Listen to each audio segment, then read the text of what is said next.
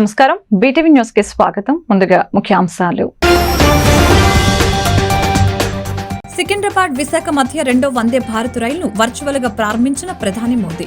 వందే భారత్ రైలుకు కేంద్ర మంత్రి కిషన్ రెడ్డి, రైల్వే ఉన్నతాధికారులు పచ్చజెండా ఊపిన వైనం. ఈ నెల 12న ఈ రైలు ప్రయాణికులకు అందుబాటులోకి రానుందని వెల్లడి. విజయవాడలోని కృష్ణా రివర్ ఫ్రంట్ పార్కును రిటర్నింగ్ వాల్ ను ప్రారంభించిన సీఎం జగన్. కృష్ణలంక వాసుల ముంపు కష్టాలకు శాశ్వత పరిష్కారం చూపిన సీఎం, శాశ్వత హక్కులతో పేదలకు పట్టాలను పంపిణీ చేసిన సీఎం. ఈ 58 నెలల్లో మనం చేసిన కార్యక్రమాలతో అభివృద్ధి అంటే ఇలా ఉంటుంది అని చేసి చూపించామని సీఎం వెల్లడి. వివాదాస్పద పౌరసత్వ సవరణ చట్టం అమలుకే కేంద్రంలోని బీజేపీ ప్రభుత్వం నోటిఫికేషన్ విడుదల చేయడాన్ని వ్యతిరేకిస్తూ సిపిఐ ధర్నా. కేంద్రంలోని బీజేపీ, రాష్ట్రంలోని స్థానిక పార్టీలు రాష్ట్ర ప్రజలను మోసం చేశాయని సిపిఐ రాష్ట్ర కార్యదర్శి కె రామకృష్ణ విమర్శ. ఇంటి పట్టా వచ్చిందనే ఆనందాన్ని వెళ్లిపుచ్చినందుకు గీతాంజలి అనే మహిళను సోషల్ మీడియా వేదికగా హింసించారని మైలవరం వైసీపీ ఇన్ఛార్జి తిరుపతిరావు ఆరోపణ. ప్రతిపక్షాలు, కార్యకర్తలు క్రూర మృగాల కంటే నీచంగా ప్రవర్తించారని ఆగ్రహం. గీతాంజలి మరణానికి కారణమైన వారిని కఠినంగా శిక్షించేంత వరకు వైసీపీ అండగా ఉంటుందని వెల్లడి. సికింద్రాబాద్ విశాఖ మధ్య రెండో వందే భారత్ రైలును ప్రధాని మోదీ ప్రారంభించారు. ప్రధాని మోదీ వర్చువల్ గా రైలు ప్రారంభించగా సికింద్రాబాద్ ప్లాట్ఫామ్ నెంబర్ 10పై వందే భారత్ రైలుకు కేంద్ర మంత్రి కిషన్ రెడ్డి, రైల్వే ఉన్నతాధికారులు పచ్చజెండా ఊపారు. ఈ నెల 12న ఈ రైలు ప్రయాణికులకు అందుబాటులోకి రానుంది. వారానికి 6 రోజుల పాటు ఈ రైలు రెండు రాష్ట్రాల మధ్య పరుగులు పెట్టనుంది. గురువారం నాడు ఈ రైలు నడవదు. వరంగల్, ఖమ్మం, విజయవాడ, రాజమండ్రి, సామర్లకోట రైల్వే స్టేషన్లలో రైలు ఆగుతుంది. మొత్తం 530 మంది ప్రయాణికులు ఈ రైల్లో ప్రయాణించవచ్చు. రెండు తెలుగు రాష్ట్రాల మధ్య నడుస్తున్న మూడో వందే భారత్ రైలు ఇది. సికింద్రాబాద్, వైజాగ్ మధ్య రెండో రైలు కాగా మరొకటి సికింద్రాబాద్, తిరుపతి మధ్య తిరుగుతుంది. साथियों, भारतीय रेल को हम आत्मनिर्भर भारत का भी एक नया माध्यम बना रहे हैं. मैं वोकल फॉर लोकल का प्रचारक हूं, तो भारतीय रेल वोकल फॉर लोकल का एक सशक्त माध्यम है. हमारे विश्वकर्मा साथियों, हमारे कारीगरों, शिल्पकारों, महिला स्वयं समूहों के स्थानीय उत्पाद अब स्टेशन पर बिकेंगे. अभी तक रेलवे स्टेशनों पर वन स्टेशन वन प्रोडक्ट के 1500 स्टॉल खुल चुके हैं. इसका लाभ हमारे हजारों गरीब भाई बहनों को हो रहा है. साथियों, मुझे खुशी है कि भारतीय रेलवे आज विरासत भी विकास भी इस मंत्र को साकार करते हुए क्षेत्रीय संस्कृति और आस्था से जुड़े पर्यटन को भी बढ़ावा दे रही है. आज देश में रामायण सर्किट, गुरु कृपा सर्किट, जैन यात्रा पर भारत गौरव ट्रेनें चल रही है. यही नहीं, आस्था स्पेशल ट्रेन तो देश के कोने से श्री राम भक्तों को अयोध्या तक ले जा रही है. अब तक करीब 350 आस्था ट्रेनें चली हैं और इनके माध्यम से 4.5 लाख से ज्यादा श्रद्धालुओं ने अयोध्या में रामलला के दर्शन किए. ప్రతి అడుగులోనూ అభివృద్ధి అంటే ఇది అంటూ ప్రతి ఇంటికి మంచి చేస్తూ అడుగులు వేయిస్తున్నామని ముఖ్యమంత్రి వైఎస్ జగన్మోహన్ రెడ్డి తెలిపారు. గతానికి ఇప్పటికీ తేడా గమనించమని కోరారు. ఏపీకి ఏమీ చేయని ప్రతిపక్షాలు తామే అభివృద్ధి చేశామని చెప్పుకుంటున్నారని మండిపడ్డారు. విజయవాడ కనకదుర్గ వారధి వద్ద irrigation returning wall, river front development కు నేడు సీఎం జగన్ ప్రారంభోత్సవం చేశారు. అలాగే విజయవాడ కార్పొరేషన్ పరిధిలో పేదలకు ఇచ్చిన పట్టాలకు శాశ్వత హక్కులు కల్పించి లబ్ధిదారులకు అందజేశారు. ఈ సందర్భంగా ఆయన మాట్లాడుతూ 12.3 కోట్లతో రివర్ ఫ్రంట్ పార్క్ అభివృద్ధి చేశామని చెప్పారు.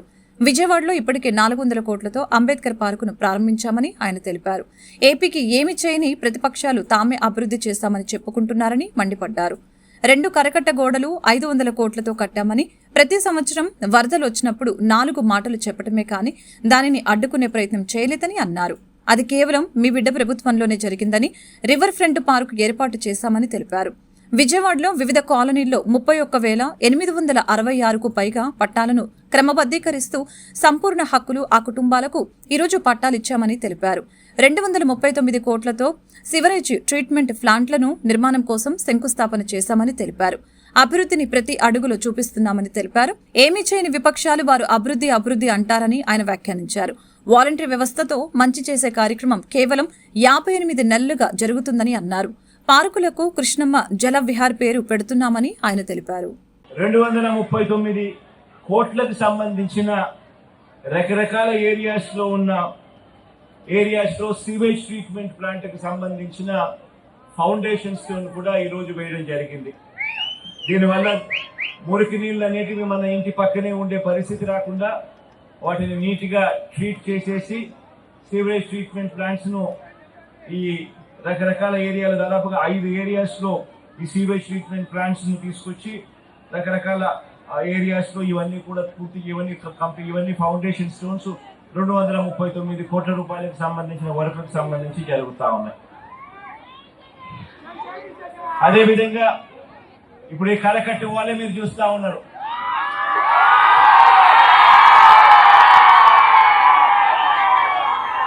ఇటువైపున అటువైపున ఈ 2 కరకట్టు గోడలు కూడా దాదాపుగా 500 కోట్ల రూపాయలతో ఈ కరకట్టు గోడను కట్టడమే కాకుండా ఇక్కడ కరకట్టు గోడ మీద కృష్ణలంక ప్రాంతం ఎప్పుడూ కూడా మునిగిపోతా ఉన్న పరిస్థితులే. ఎప్పుడు వరదలు వచ్చినా కూడా ఇక్కడికి ప్రతి సంవత్సరం వరద వచ్చినప్పుడు ఇక్కడికి వచ్చి 4 మాటలు చెప్పే కార్యక్రమమే కానీ ఖచ్చితంగా ఈ ఏరియాకు ఈ గోడ కడితే ఇటువంటి పరిస్థితి రాదు, ఈ గోడ కట్టాలి అని ఆలోచన చేసిన పుణ్యం ఏ ఒక్కరూ చేయలేదు. అది ఒక్క మీ బిడ్డ ప్రభుత్వంలో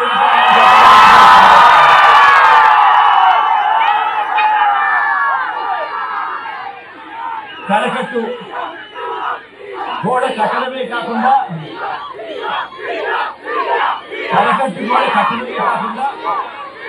ఇక్కడ మన కృష్ణలంక ప్రాంతంలో ఉన్న మన అక్క చెల్లెమ్మలు, మన పిల్లలు, మన అవ్వలు, మన తాతలు అందరూ కూడా ఆహ్లాదకరంగా సాయంత్రం పూట అలా పార్క్ లో నడుచుకొని పోయేట్టుగా ఇదంతా కూడా ఒక సుందరీకరణ చేస్తూ ఈ 2 కరకట్టలను కట్టడమే కాకుండా కరకట్టు మీద ఆనందంగా సాయంత్రం పూట నడిచేట్టుగా, కూర్చునేట్టుగా, ఆహ్లాదకరంగా ఉండేట్టుగా దీని పొడవునా ఒక ఇటువైపున అటువైపున 2 వైపులా మంచి పార్కులు కూడా రూపొందించే కార్యక్రమాలు కూడా జరుగుతాయి. కేంద్రంలోని బీజేపీ రాష్ట్రంలోని స్థానిక పార్టీలు రాష్ట్ర ప్రజల్ని మోసం చేశాయని సిపిఐ రాష్ట్ర కార్యదర్శి కె రామకృష్ణ, సిపిఐ విజయవాడ నగర సమితి కార్యదర్శి జి కోటేశ్వరరావు విమర్శించారు. వివాదాస్పద పౌరసత్వ సవరణ చట్టం సిఏఏ అమలుకై కేంద్రంలోని బీజేపీ ప్రభుత్వం నోటిఫికేషన్ విడుదల చేయడాన్ని వ్యతిరేకిస్తూ సిపిఐ ఆధ్వర్యంలో విజయవాడ లెనిన్ సెంటర్లో నిరసన కార్యక్రమం నిర్వహించారు.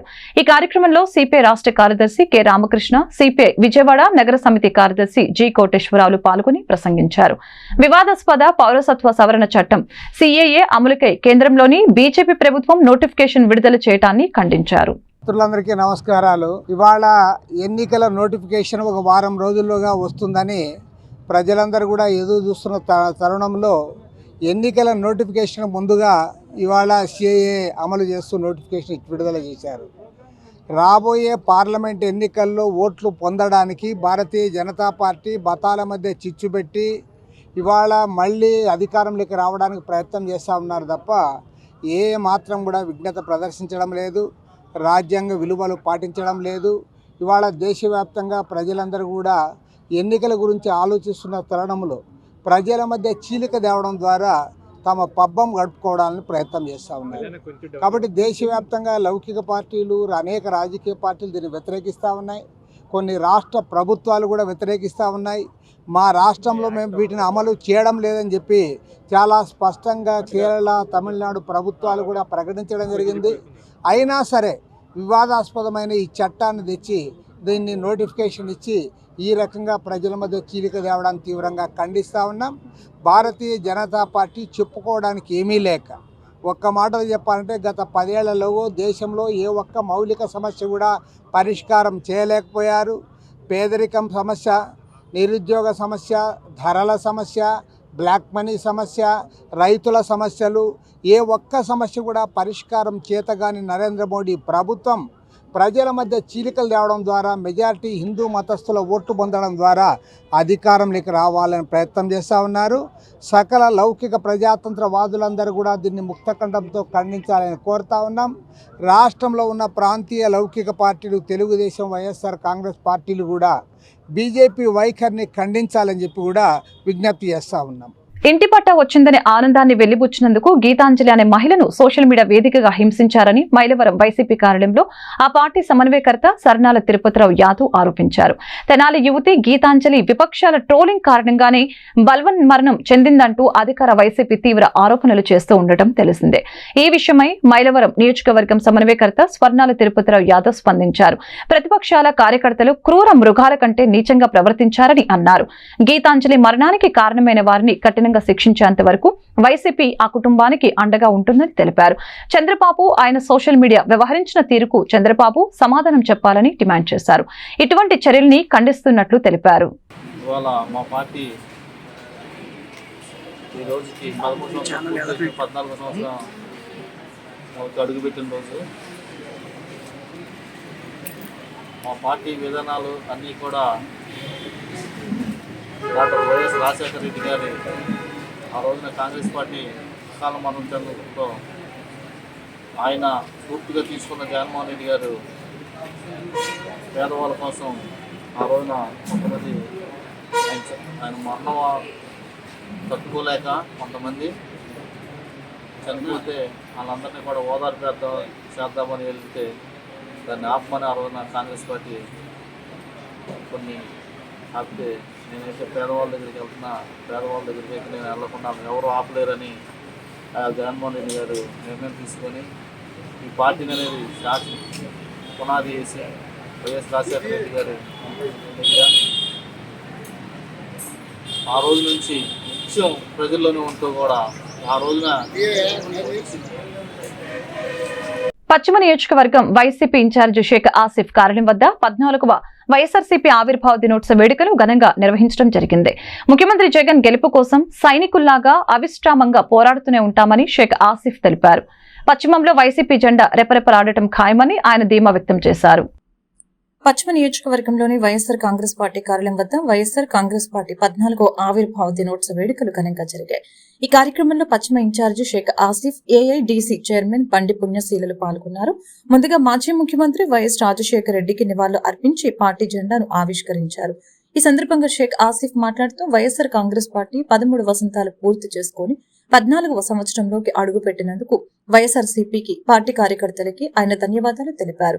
వైఎస్ఆర్సీపీ కాంగ్రెస్ పార్టీని స్థాపించిన దగ్గర నుంచి సీఎం జగన్ ప్రజలతో మమైకమై ఉంటూ ప్రజలకు సంక్షేమ పథకాలు అందిస్తూ పార్టీని ఉన్నత స్థాయికి తీసుకువెళ్లిన ఘనత సీఎం జగన్ కి దక్కుతుందని ఆయన కొనియాడారు.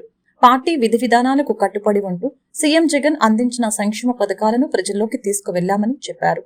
రానున్న కాలంలో సీఎం జగన్ మరలా ముఖ్యమంత్రిగా చేసే వరకు అవిశ్రామంగా శ్రమిస్తూనే ఉంటామని ఆయన అన్నారు. వైనాట్ 175 ని దిశగా అడుగులు వేస్తున్నామని, ఖచ్చితంగా 175కి 175 సీట్లు గెలుచుకుంటామని ఆయన ధీమా వ్యక్తం చేశారు. చైర్మన్ బండి పుణ్యశీల మాట్లాడుతూ వైఎస్ఆర్సీపీ పార్టీ 13 వసంతాలు పూర్తి చేసుకుని 14వ సంవత్సరంలోకి అడుగు పెట్టామని, వైఎస్ఆర్ తర్వాత అంతటి పేరు ముఖ్యమంత్రి జగన్ కు వచ్చిందని తెలిపారు. తాము సైనికుల్లాగా వైఎస్ఆర్సీపీకి పనిచేస్తున్నామని తెలిపారు. ప్రతిపక్ష నేతలు ఎన్ని కుట్రలు పన్నినా అంతిమంగా విజయం సాధించేది వైఎస్ఆర్సీపీ పార్టీనేనని ధీమా వ్యక్తం చేశారు. పశ్చిమంలో ఆసిఫ్ ని గెలిపించుకోవాలని ఆమె కార్యకర్తలకు పిలుపునిచ్చారు.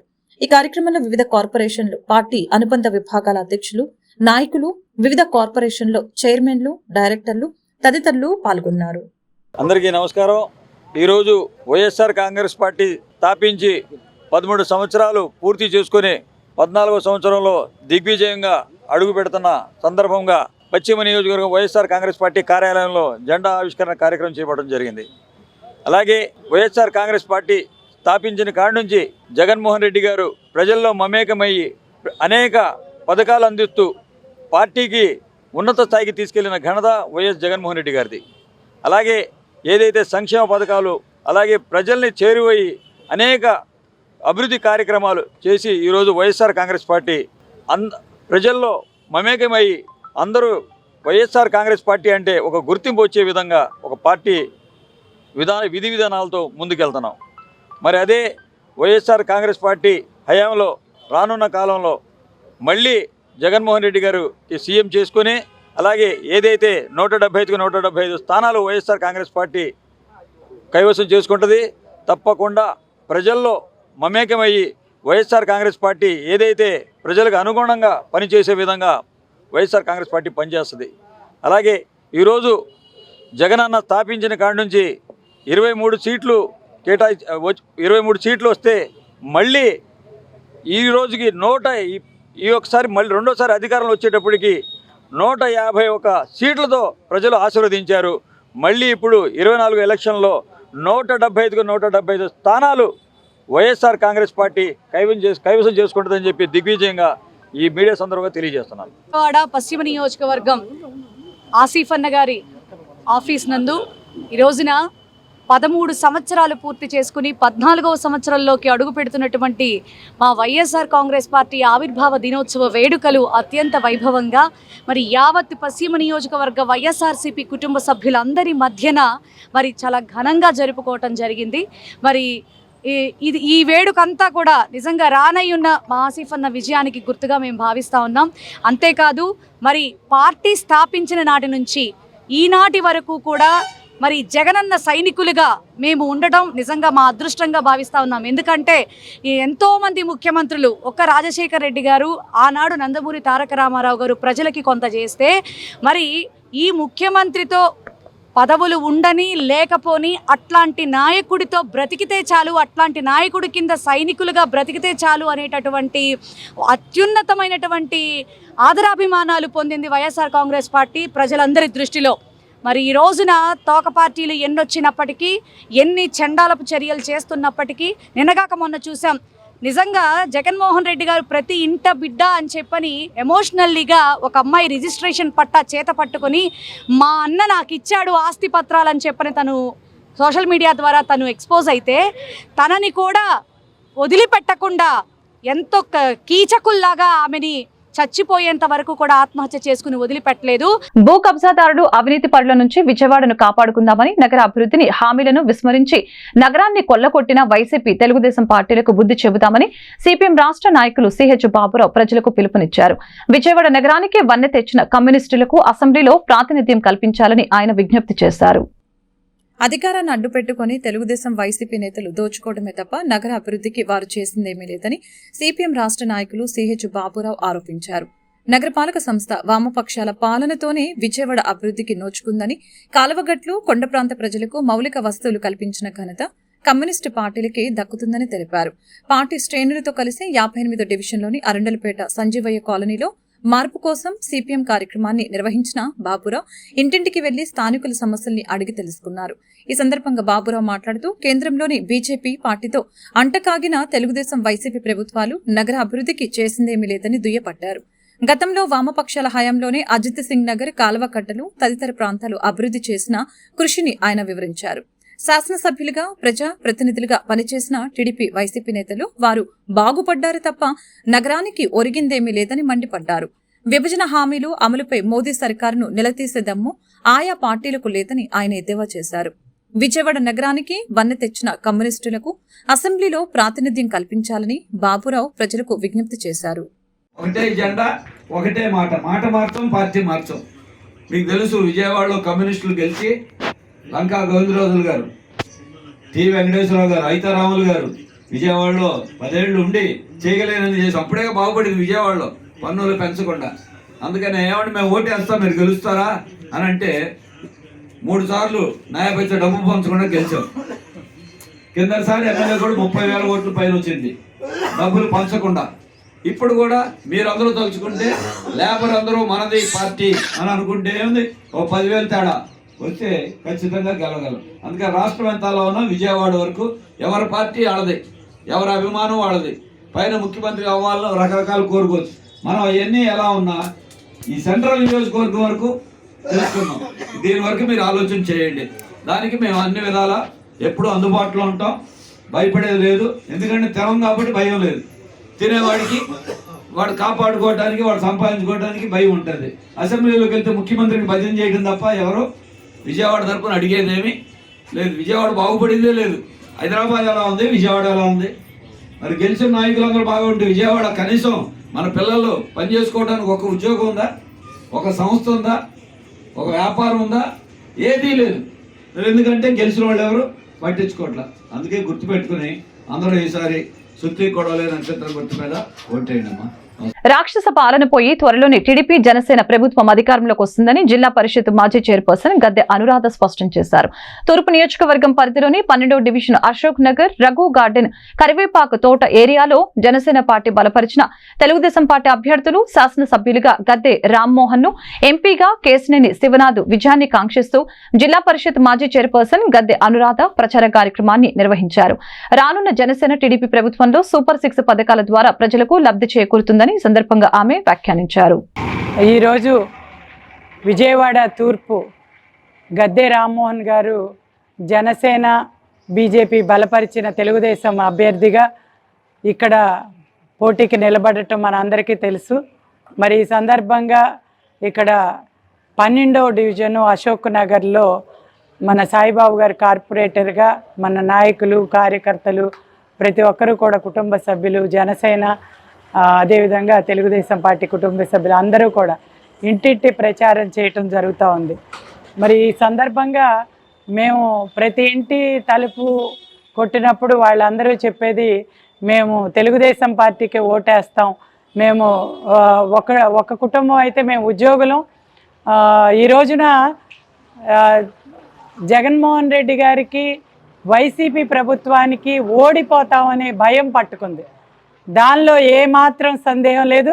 ఎందుకంటే ఇప్పుడే ఉద్యోగులు చెప్పారు, మా ఓటు మేము గత 30 ఏళ్ళుగా ఇక్కడ ఉంటున్నాం, మా ఓటు ఇప్పటికి 4 సార్లు తీశారు, 4 సార్లు పెట్టించుకున్నాం, మళ్ళీ రేపు ఓటు ఉంటుందా లేదా అని చెప్పి మేము భయపడే పరిస్థితి. ఈ రోజున ప్రతి ఒక్క రోజు కూడా మా ఓటు ఉంచారా లేదా, మరి ఈ రకంగా తెలుగుదేశం పార్టీ సానుభూతి పరులు ఎవరైతే ఉన్నారో వాళ్ళందరి కూడా ఓట్లు తీసేయటం ద్వారా వీళ్ళు లబ్ధి పొందాలని ఈ వైసీపీ ప్రభుత్వ దుర ఆలోచనగా మనందరికీ కనబడతా ఉంది. అంటే వాళ్ళు ఈ రోజున ఒక్క అభివృద్ధి కార్యక్రమం చేయలేదు. సమాజానికి సేవ చేయాలని మానవతా దృక్పథంతో good habits club number PB Siddhartha కళాశాల మొగల్రాజుపురం విద్యార్థులు సంయుక్తంగా తాము దాచుకున్న పొదుపు నగదుల నుంచి వారి శక్తి మేరకు అమ్మ వృద్ధాశ్రమానికి తమ వంతు సాయంగా అందించడం జరిగిందని, ఇది చాలా ఆనందంగా ఉందని అమ్మ వృద్ధాశ్రమం నిర్వాహకులు రాంబాబు తెలిపారు. చిన్ననాటి నుండి సేవా దృక్పథం అలవర్చుకోవటం ద్వారా మంచి పౌరులుగా తీర్చిదిద్దపడతారని తెలియజేశారు. సమాజానికి సేవ చేయాలని మానవతా దృక్పథంతో good habits club members PB Siddhartha కళాశాల మొగల్రాజుపురం విద్యార్థులు సంయుక్తంగా తాము దాచుకున్న పొదుపు నగదులో నుంచి వారి శక్తి మేరకు అమ్మా వృద్ధాశ్రమానికి తమ వంతు సాయంగా అందజేశారు. ఈ సందర్భంగా అమ్మా వృద్ధాశ్రమం నిర్వాహకులు రాంబాబు మాట్లాడుతూ సమాజానికి సేవ చేయాలని మానవతా దృక్పథంతో తమ వంతు సాయాన్ని అందించడం సంతోషకరమని అన్నారు. చిన్ననాటి నుండి సేవా దృక్పథం అలవర్చుకోవటం ద్వారా మంచి పౌరులుగా తీర్చిదిద్దపడతారని అన్నారు. అనంతరం good habits club coordinator doctor Rohini Kusuma మాట్లాడుతూ బాధ్యతతో కూడిన జీవితాన్ని గడపటానికి ఇలాంటి కార్యక్రమాలు దోహదపడతాయని చెప్పారు. ఈ కార్యక్రమంలో పిబి సిద్ధార్థ కళాశాల విద్యార్థులు, గుడ్ హ్యాబిట్స్ క్లబ్ మెంబర్స్, అమ్మ వృద్ధాశ్రమం సిబ్బంది తదితరులు పాల్గొన్నారు. ఇది పిబి సిద్ధార్థ కాలేజీ మొగల్రాజుపురం నుంచి గుడ్ హ్యాబిట్స్ సంస్థ కోఆర్డినేటర్ గారు డాక్టర్ రోహిణి కుసుమ గారు, PB Siddhartha college degree students, అది విద్యార్థులు గుడ్ హ్యాబిట్స్ క్లబ్ మెంబర్స్ మా వృద్ధులాశ్రమం అమ్మ ఓల్డేజ్ గుణదల బ్రాంచ్ కి వచ్చి ఉన్నారు. ఇంతకుముందు కూడా వీరు కుసుమ మేడం గారు ఇంతకుముందు కూడా వచ్చి 2 సార్లు, ఇది 3వ సారి రావడం. వారి విద్యార్థుల్ని గుడ్ హ్యాబిట్స్ సంస్థ నుంచి వాళ్ళని అభివృద్ధి అంటే వాళ్ళ మానసిక వికాసం కోసం, మంచి సమాజానికి మంచి పౌరులుగా చేయడం కోసం వారిని తీర్చిదిద్దడంలో కుసుమ మేడం గారు ముందుంటున్నారు. సమాజానికి సేవ చేయాలనే ఉద్దేశంతో వారి పాకెట్ మనీ నుంచి దాచుకున్న ఇంట్లో ఇచ్చిన డబ్బులు వృధా చేయకుండా వారు దాచుకునే డబ్బుల్ని వారందరూ ఒక పెద్ద మొత్తంగా తీసుకుని మా ఓల్డేజ్ హోమ్కి సహాయం చేయడం కోసం వచ్చి ఉన్నారు. వారికి సేవా దృక్పథం అలవర్చడం ద్వారా మంచి పౌరులుగా, బాధ్యత కూడిన పౌరులుగా చేయడంలో, తీర్చిదిద్దడంలో కుసుమ మేడం గారు చాలా సహాయం చేస్తున్నారు. వారికి విద్యార్థులకి మా ధన్యవాదాలు. వీరు ఇంకా విద్యార్థులంతా కూడా మంచి పౌరులుగా, మంచి భవిష్యత్తులో వారికి సమాజంలో మంచి గుర్తింపు రావాలని, వారు మంచి ఉన్నత స్థాయికి ఎదగాలని కోరుకుంటూ మా వృద్ధులాశ్రమం తరపున కృతజ్ఞత తెలుపుతున్నాం. సిద్ధార్థ కాలేజ్లో గుడ్ హ్యాబిట్స్ క్లబ్ నుంచి వచ్చామండి. మేము ప్రతి సంవత్సరం ఫిబ్రవరి, మార్చి 2 నెలలు కూడా విజయవాడలో ఉన్న సామాజిక సేవ చేయడం అనేది మా క్లబ్ యొక్క ముఖ్య ఉద్దేశం. దీంట్లో ప్రధానంగా ఏంటంటే పిల్లల్లో ఒక సేవా దృక్పథాన్ని, మానవతా విలువల్ని పెంచాలని చెప్పేసి మేము చేస్తున్నాము. ఎందుకంటే మనం ఎంతైతే ఇస్తున్నామో మనకి తిరిగి అంతే వస్తుంది. సో అందువల్ల ఏంటంటే వీళ్ళల్లో ఒక మంచి లక్షణాలు కలిగే విధంగా పౌరులుగా తయారు చేయాలని చెప్పేసి మేము చేస్తున్నాము. ఇప్పటిదాకా ఒక దాదాపు 50,000 దాకా మేము ఇలా డొనేట్ చేశాము. సో ఇక్కడ కూడా మేము ఇలాగే డొనేట్ చేస్తున్నాము. దానికి కారణం ఏంటంటే వృద్ధుల్ని చూసుకోవడం అనేది అసలు సమాజంలో చాలా కష్టమైన పని. కానీ ఇంతమందిని ఆయన చాలా కంటికి రెప్పలా చూసుకుంటూ వాళ్ళ అవసరాలు మొత్తం తీర్చుకుంటూ చేయడం అనేది చాలా గొప్ప విషయము. అలాగే ఇక్కడ ఉన్న స్టాఫ్ అందరూ కూడా చాలా చక్కగా పనిచేస్తున్నారు. మేము రెగ్యులర్గా వీళ్ళతో కాంటాక్ట్లోనే ఉంటాము. సో ఇట్లాంటి కార్యక్రమాలు ఫ్యూచర్లో కూడా చేస్తూ ఉంటాము. నా పేరు రోహిణి కుస్మా, టీవీ సిద్ధార్థలో గుడ్ హ్యాబిట్స్ క్లబ్ కన్వీనర్ని. స్థానిక ఆంధ్రప్రభ కాలనీలో కల వైఎస్ఆర్ కాంగ్రెస్ పార్టీ సెంట్రల్ నియోజకవర్గ అభ్యర్థి వెల్లంపల్లి శ్రీనివాసరావు కార్యాలయం వద్ద వైఎస్ఆర్ కాంగ్రెస్ పార్టీ 14వ ఆవిర్భావ దినోత్సవ వేడుకలు ఘనంగా జరిగాయి.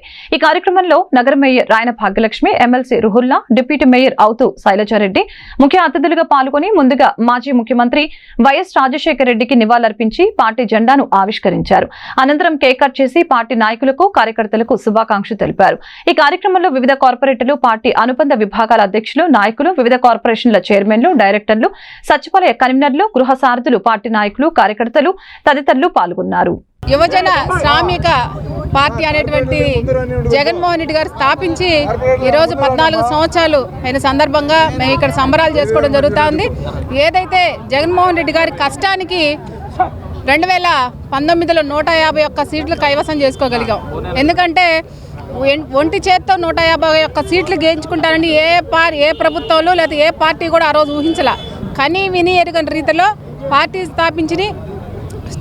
పార్టీని స్థాపించిన 2వ టర్మ్లోనే 151 మంది సీట్లు గెలిచినటువంటి గౌరవ ముఖ్యమంత్రి గారికి ప్రజలందరూ కూడా నీరాజనాలు పడతా ఉన్నారు. ఎందుకంటే ఆయన పార్టీ పెట్టినప్పటి నుంచి కూడా ప్రజల యొక్క ఇబ్బందులు ఏమున్నాయి, ప్రజల యొక్క కష్టాలు ఏమున్నాయి, అవన్నీ నేను గవర్నమెంట్ ఫామ్ అయిన తర్వాత ఎలా తీర్చాలనేటువంటి దాని మీదే ఆయన ఈ 14 ఏళ్ల కష్టం మొత్తం కూడా ఉంది. ఏదైతే గవర్నమెంట్ ఫామ్ చేసిన తర్వాత ప్రతి పేదవాడి కష్టంలో, ఎందుకంటే ఆ పాదయాత్ర మామూలు పాదయాత్ర కాదండి, ప్రతి ఒక్క గుండెను కూడా టచ్ చేసినటువంటి పాదయాత్ర. ఆ పాదయాత్రలో ఏవైతే ప్రజల యొక్క కష్టాలు, నష్టాలు, కావలసినటువంటి అర్జీలన్నీ విన్నవించుకొని వాళ్ళ గవర్నమెంట్ ఫామ్ అయిన తర్వాత నవరత్నాల పథకాలతో ప్రతి ఒక్క పేదవాడి గుండెను కూడా తాకినటువంటి పార్టీ వైఎస్ఆర్ కాంగ్రెస్ పార్టీ. ఆ రోజున రాజశేఖర రెడ్డి గారు ఏదైతే పేదవాడికి పథకాలు అందాలి, ఉచిత వైద్యం అందాలనేటువంటి సంకల్పంతో ఆ రోజు రాజశేఖర రెడ్డి గారు పరిపాలన చేస్తే, ఈరోజు జగన్మోహన్ రెడ్డి గారు దానికన్నా భిన్నంగా, ఎందుకంటే వాళ్ళు చూసాం మనం ఆరోగ్యశ్రీ అనేటువంటిది 25 లక్షల రూపాయలకి 5 లక్షల నుంచి 25 లక్షల రూపాయలు చేసినటువంటి ఘనత మరి జగన్మోహన్ రెడ్డి గారిది. 14వ వైసీపీ ఆవిర్భావ దినోత్సవ వేడుకలు వైసీపీ రాష్ట్ర ట్రేడ్ యూనియన్ అధ్యక్షులు పోనూరు గౌతమ్ రెడ్డి ఆధ్వర్యంలో ఘనంగా జరిగాయి. సత్యనారాయణపురం ఫుడ్ జంక్షన్ వద్ద ఉన్న వైఎస్ఆర్ విగ్రహానికి ఆయన నివాళులర్పించి పార్టీ జెండాను ఆవిష్కరించారు. ఈ నేపథ్యంలో ఆయన మాట్లాడుతూ వైఎస్ఆర్ కాంగ్రెస్ పార్టీ ఆవిర్భవించి 13 ఏళ్లు పూర్తి చేసుకుని 14వ ఏట అడుగు పెడుతుందని తెలిపారు. ట్రేడ్ యూనియన్ ఆధ్వర్యంలో ఏర్పాటు చేసిన వైఎస్ఆర్ విగ్రహం వద్ద ఈ కార్యక్రమం చేస్తున్నామని చెప్పారు. ఎన్నికల సమయం ఆసన్నమైందని, పేదవాడి పక్షాన సీఎం జగన్మోహన్ రెడ్డి ఉంటే పొత్తులతో అధికారంలోకి రావాలని ప్రతిపక్షాలు భావిస్తున్నాయని విమర్శించారు. పేదల పక్షాన వైసీపీ ఎల్లప్పుడూ ఉంటుందని, పేదలకు మంచి చేసే పార్టీకే మరలా పట్టం కట్టేందుకు ప్రజలు సిద్ధంగా ఉన్నారని చెప్పారు. 13 సంవత్సరాలు నిండి 14వ సంవత్సరంలో అడుగు పెడుతున్నటువంటి సందర్భంలో వార్షికోత్సవం నిర్వహించుకోవడం వైఎస్ఆర్ ట్రేడ్ యూనియన్ ఆధ్వర్యాన ఈ విజయవాడ నగరంలో ఏర్పాటు చేసుకోవడం జరుగుతుంది. ఈ రాష్ట్రంలో వైఎస్ఆర్ ట్రేడ్ యూనియన్ ఆధ్వర్యాన రాజశేఖర రెడ్డి గారు విగ్రహాన్ని ప్రతిష్ఠించడం అనేటువంటిది, దానికి పూలమాల వేసి వైఎస్ఆర్ కాంగ్రెస్ పార్టీ యొక్క జెండా ఆవిష్కరణ కావించడం అనేటువంటి జరిగింది. ఇవాళ ఈ రాష్ట్ర ప్రజానీకం అందరూ కూడా ఎదురు చూస్తున్నారు. ఎన్నికల సమయం ఆసన్నమైంది. ఒక పక్కన పేదవాడి, మధ్యతరగతి వారి యొక్క అభ్యున్నతికి, వారి యొక్క ఆశయాలకు అనుగుణంగా జగన్మోహన్ రెడ్డి గారు ఉంటే, పొత్తులు, ఎత్తులు, జిత్తులతో పెత్తందారుల పక్షాన టీడీపీ ఉండటం అనేటువంటి జరిగింది. ఇవాళ చెప్తా ఉన్నాం, ఏ మనిషి అయితే ఏ ప్రజానీకానికైతే మంచి చేస్తారో ఆ మంచి చేసేటువంటి ప్రభుత్వమే మరలా వస్తుంది అనేటువంటిది నగ్న సత్యం. భారతదేశంలో ఏ రాష్ట్రంలోకి వెళ్ళినా అదే తరహాలో జరిగేటువంటి పద్ధతి ఉంటుంది. అందుకే చెప్తున్నా, ఇవాళ ఉన్నటువంటి ఈ పరిస్థితిలో జగన్మోహన్ రెడ్డి గారు నిర్వహించినటువంటి సంక్షేమ ఫలాలు అందుకున్నటువంటి వాళ్ళు, కనీసం పేదవాడు ఉన్నటువంటి వృద్ధాప్య పెన్షన్లు అందుకునేటువంటి వాళ్ళు 66,440,000 మంది ఉన్నటువంటి ఈ సందర్భం. అదే కాకుండా అమ్మఒడి కానీ, లేకపోతే కనుక విద్యా దీవెన, విదేశీ దీవెన, కార్మిక వర్గానికి అండగా దండగా నిలిచినటువంటి పద్ధతిలో ఆయన చేయూతనిచ్చినటువంటి దానిలో కార్మికులకు, ఆటో కార్మికులకు ఇచ్చినటువంటి దానిలో కానీ, లేదంటే కనుక చేనేత కార్మికులు, దర్జీలు, దోబీలు వీరందరికీ 10,000 చొప్పున ఇచ్చేటువంటి కార్యక్రమాన్ని చేపట్టినటువంటి జగన్మోహన్ రెడ్డి గారిని వదులుకుంటానికి ఏ ఒక్క కార్మికుడు, పేదవాడు లేరు అనేటువంటిది నగ్న సత్యం కనపడుతుంది. అందుకే చెప్తున్నాం, ఇవాళ ఆవిర్భావ దినోత్సవ సందర్భంగా వైఎస్ఆర్ ట్రేడ్ యూనియన్ కార్యకర్తలందరూ, రాష్ట్రంలో ఉండేటువంటి ప్రతి కార్యకర్త జగన్మోహన్ రెడ్డి గారి విజయానికి తోడ్పాటునిచ్చి ముందుకు తీసుకెళ్తామని కూడా ఈ సందర్భంగా తెలియజేస్తూ, భవిష్యత్తులో ఎప్పుడైనా కానీ కూడా ఈ కాలంలో ఎన్నికలు వచ్చే లోపైనా కానీ అభివృద్ధి విషయంలో మీరు ఎవరైనా కానీ, దమ్మున్నటువంటి వాళ్ళు ఎవరైనా కానీ మేము సిద్ధంగా ఉన్నాం అనేటువంటి కూడా చెప్తున్నాం. కేంద్రంలోని మోదీ సర్కార్ అనుసరిస్తున్న రైతు వ్యతిరేక విధానాలకు నిరసనగా చలో ఢిల్లీ కార్యక్రమాన్ని చేపట్టిన అఖిలపక్ష రైతు సంఘాల, కార్మిక సంఘాల ఐక్యవేదిక ప్రకటించింది. విజయవాడ ప్రెస్ క్లబ్ లో నిర్వహించిన మీడియా సమావేశంలో జేఏసీ నేతలు మాట్లాడుతూ 2021 డిసెంబర్లో రైతులకు ఇచ్చిన రాతపూర్వక హామీలను కేంద్ర ప్రభుత్వం ఇప్పటి వరకు అమలు చేయకపోవడం దారుణమని మండిపడ్డారు. రైతులకు వ్యతిరేకంగా నల్ల చట్టాలను తెచ్చిన మోదీ ప్రభుత్వం వ్యవసాయ రంగాన్ని కార్పొరేట్ కంపెనీలకు అప్పగించేందుకు కుట్రలు చేస్తుందని ఆగ్రహం వ్యక్తం చేశారు. సంయుక్త కిసాన్ మోర్చా ఆధ్వర్యంలో మార్చి 14న ఢిల్లీ రామ్ లీలా మైదాన్ వేదికగా జరిగే బహిరంగ సభకు వేలాదిగా రైతులు తరలి రావాలని నేతలు పిలుపునిచ్చారు.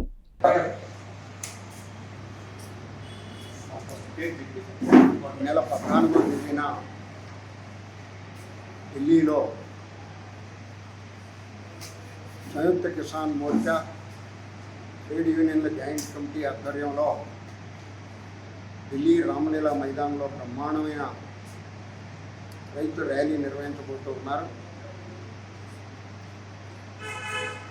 ఈ సందర్భంగానే దేశవ్యాప్తంగా గ్రామ గ్రామాన రైతాంగంలోనూ వ్యవసాయ కార్మికుల్లోనూ విస్తృతంగా ప్రచారం నిర్వహించి ఢిల్లీలో జరుగుతున్న రోజునే 14వ తేదీన అన్ని మండల కేంద్రాల్లో, జిల్లా కేంద్రాల్లో ప్రదర్శనలు, సభలు జరపాలని చెప్పి రైతు సంఘాల సమన్వయ సమితి నిర్ణయించింది.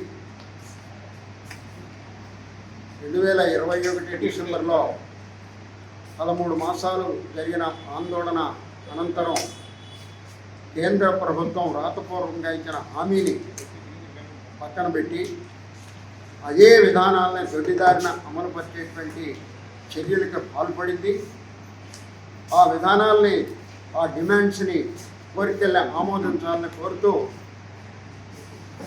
గత నెల 16న దేశవ్యాప్తంగా గ్రామీణ బంధు, పారిశ్రామిక సమ్మె జరిగినాయి. ఆ సందర్భంగా చలో ఢిల్లీకి పిలిపించినటువంటి పంజాబ్ రైతాంగాన్ని హర్యానా బార్డర్లోనే అడ్డగించి అనేక నానావిధ విధ్వంసక చర్యలకు అన్నింటికీ పాల్పడింది. హర్యానా పోలీసులు, కేంద్ర ప్రభుత్వ బలగాలు రైతాంగం మీద సాగించిన దుష్కృత్యాలు అన్నీ ఇన్ని కావు. వాళ్ళు జరిపిన కాల్పుల్లో ఒక శుభకరణ్ అనేటువంటి యువ రైతు ప్రాణాలు వదిలేడు, మరొక 4 రైతులు గుండాకి చనిపోయారు. కేంద్రంగా హర్యానా, పంజాబ్ రైతులు నిర్వహిస్తున్నటువంటి పోరాటానికి మద్దతుగా, అదేవిధంగా WTO నిబంధనల వల్ల రైతాంగం నష్టపోతున్నారు, ఆ WTO నుంచి భారతదేశం బయటికి రావాలని, మన దేశ రైతాంగ ప్రయోజనాలు కాపాడుతూ అనేకమైన సమగ్రమైన విధానాలు రూపొందించాలని జరుగుతున్న చలో ఢిల్లీ కార్యక్రమాన్ని జయప్రదం చేయాలని చెప్పేసి రైతాంగానికి పిలుపునిస్తూ ఉన్నాం. అదే సందర్భంలో మన రాష్ట్రంలో ఇక్కడ వైఎస్ఆర్సీపీ ప్రభుత్వం అనుసరిస్తున్న విధానం వల్ల రైతాంగంలో ఆత్మహత్యలు పెరుగుతూ ఉన్నాయి. వాటిని నివారించడంలో ఈ 5 ఏళ్ల కాలంలో రాష్ట్ర ప్రభుత్వం ఘోరంగా విఫలమైంది. ఆ నేపథ్యంలో రైతుల రక్షణ, వారి సంక్షేమానికి, కౌలు రైతుల అభివృద్ధికి, వారి సంక్షేమానికి తక్షణమే చర్యలు తీసుకోవాలని చెప్పేసి కోరుతూ మార్చి 14వ తేదీ మన రాష్ట్రంలో గ్రామాల్లో, మండలాల్లో జరుగుతున్నటువంటి ప్రదర్శనలు, ధర్నాలు, ఆందోళన జయప్రదం చేయాలని చెప్పేసి రైతాంగానికి పిలిపిస్తా ఉన్నాం. అదేవిధంగా రైతాంగ సమస్యల్ని వివిధ రాజకీయ పార్టీలు ఎన్నికల్లో పాల్గొనబోతున్న సందర్భంలో వాళ్ళ ప్రణాళికల్లో చేర్చి రైతాంగ సమస్యల పరిష్కారానికి దృష్టి సారించాలని ఆ దిశగా తమ రాజకీయ పార్టీల మేనిఫెస్టోలు పొందుపరిచి రైతాంగ సమస్యల పరిష్కారానికి కృషి చేయాలని చెప్పేసి మేము విజ్ఞప్తి చేస్తాం. వార్తలు ముగించే ముందు ముఖ్యాంశాలు మరొకసారి. సికింద్రాబాద్ విశాఖ మధ్య 2వ వందే భారత్ రైలును వర్చువల్ గా ప్రారంభించిన ప్రధాని మోదీ. వందే భారత్ రైలుకు కేంద్ర మంత్రి కిషన్ రెడ్డి, రైల్వే ఉన్నతాధికారులు పచ్చజెండా ఊపిన వైనం. ఈ నెల 12న ఈ రైలు ప్రయాణికులకు అందుబాటులోకి రానుందని వెల్లడి. విజయవాడలోని కృష్ణా రివర్ ఫ్రంట్ పార్కును రిటర్నింగ్ వాల్ ను ప్రారంభించిన సీఎం జగన్. కృష్ణలంక వాసుల ముంపు కష్టాలకు శాశ్వత పరిష్కారం చూపిన సీఎం, శాశ్వత హక్కులతో పేదలకు పట్టాలను పంపిణీ చేసిన సీఎం. ఈ 58 నెలల్లో మనం చేసిన కార్యక్రమాలతో అభివృద్ధి అంటే ఇలా ఉంటుంది అని చేసి చూపించామని సీఎం వెల్లడి. వివాదాస్పద పౌరసత్వ సవరణ చట్టం అమలుకే కేంద్రంలోని బీజేపీ ప్రభుత్వం నోటిఫికేషన్ విడుదల చేయడాన్ని వ్యతిరేకిస్తూ సిపిఐ ధర్నా. కేంద్రంలోని బీజేపీ, రాష్ట్రంలోని స్థానిక పార్టీలు రాష్ట్ర ప్రజలను మోసం చేశాయని సిపిఐ రాష్ట్ర కార్యదర్శి కె రామకృష్ణ విమర్శ. ఇంటి పట్టా వచ్చిందనే ఆనందాన్ని వెళ్లిపుచ్చినందుకు గీతాంజలి అనే మహిళను సోషల్ మీడియా వేదికగా హింసించారని మైలవరం వైసీపీ ఇన్ఛార్జి తిరుపతిరావు ఆరోపణ. ప్రతిపక్షాలు, కార్యకర్తలు క్రూర మృగాల కంటే నీచంగా ప్రవర్తించారని ఆగ్రహం. గీతాంజలి మరణానికి కారణమైన వారిని కఠినంగా శిక్షించేంత వరకు వైసీపీ అండగా ఉంటుందని వెల్లడి. ఈ వార్తలు ఇంతటితో సమాప్తం. మరొక బులెటిన్లో మళ్ళీ కలుద్దాం. నమస్కారం.